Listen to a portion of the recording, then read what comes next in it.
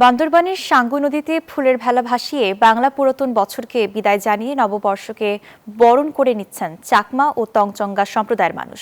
আরো জানাতে যুক্ত হচ্ছেন আমাদের সহকর্মীরা। শুরুতেই আছেন এইচ.এম. সম্রাট। সাঙ্গু নদীর তীরে এখন কেমন দেখতে পাচ্ছেন আয়োজন? যারা আসছেন তাদের মধ্যে উৎসাহ উদ্দীপনা কেমন, বিস্তারিত জানাবেন। ধন্যবাদ। মূলত পুরাতন বছরটি বিদায় এবং নতুন বছরকে বরণ করে নিতে বান্দরবানে তঞ্চঙ্গে এবং চাকমা সম্প্রদায়ের আজকের এই আয়োজন। আমি যদি আপনাকে একটু দেখাতে চাই, এই মুহূর্তে বান্দরবান সাঙ্গু নদীতে শত শত চাকমা এবং তঞ্চঙ্গা সম্প্রদায়ের তাদের লক্ষ্য একটাই, নদীতে যে গঙ্গা দেবী থাকে, গঙ্গা দেবীকে ফুল দিয়ে বরণ করে নেওয়া এবং ফুল দিয়ে পূজার মাধ্যমে তারা আজকে এই পুরাতন বছরকে বিদায় জানাচ্ছে এবং নতুন বছরকে স্বাগত জানাচ্ছে। বান্দরবান জেলায় সহ 17 তাদের প্রত্যেকে রয়েছে ভাষা ও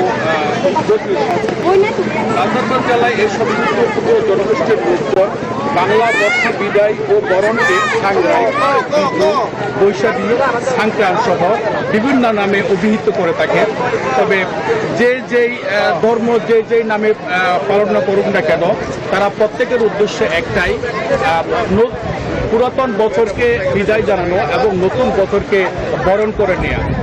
আমি চাকমা সম্প্রদায় এবং তঞ্চঙ্গা সম্প্রদায়ের সাথে কথা বলেছি। তারা জানিয়েছেন অতীতের যেই গ্লানি, দুঃখ, ব্যর্থতা রয়েছে সব কিছু মুছে ফেলে নদীতে ফুল বাসানোর মাধ্যমে, মা গঙ্গা দেবীকে ফুলের পূজার মাধ্যমে তারা অতীতের সমস্ত দুঃখ গ্লানিকে মুছে ফেলে নতুন বছরকে বরণ করতে যাচ্ছে।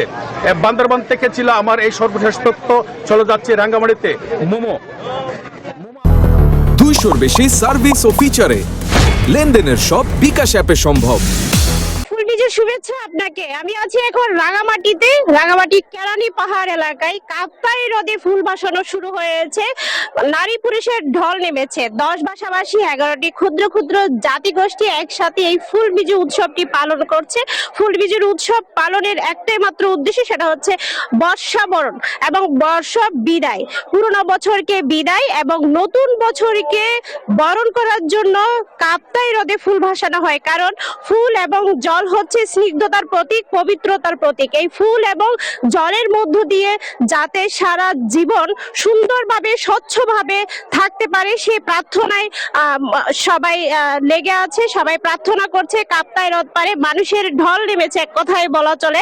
সব আকাশে সূর্য ওঠার সাথে সাথে বন জঙ্গল থেকে ফুল সংগ্রহ করে কাপ্তাই হ্রদ পারে হাজির হয়েছে। ঐতিহ্যবাহী পোশাক পরে চাকমা, মারমা, ত্রিপুরা এবং অন্যান্য জাতি গোষ্ঠীরা সবাই যার যার মতো করে এই উৎসবটাকে ফুল ভাসানোর মধ্য দিয়ে পালন করা হচ্ছে।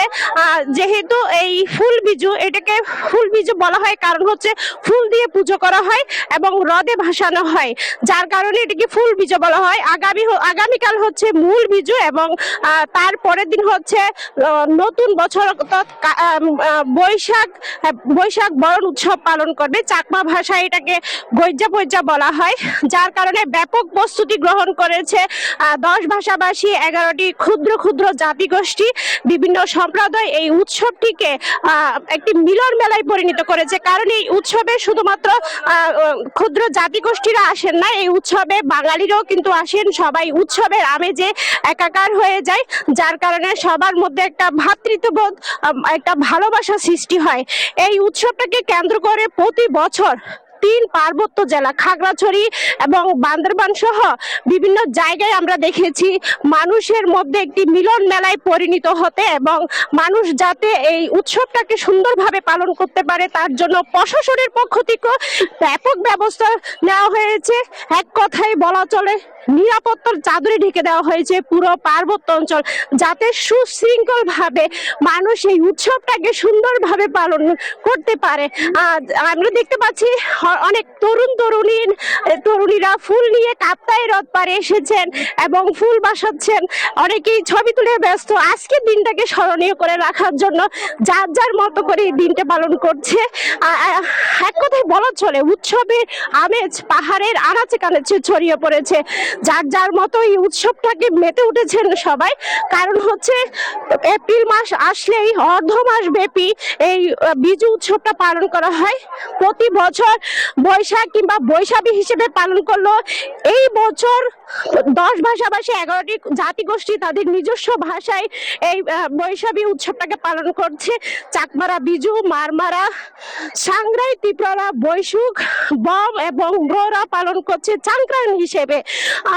মূলত বলা চলে যে পার্বত্য অঞ্চলের যে উৎসব, সেই উৎসবটা শুধুমাত্র পার্বত্য অঞ্চলে সীমাবদ্ধ নয়, সারা বাংলাদেশে এই উৎসবটা কিন্তু ছড়িয়ে যায়।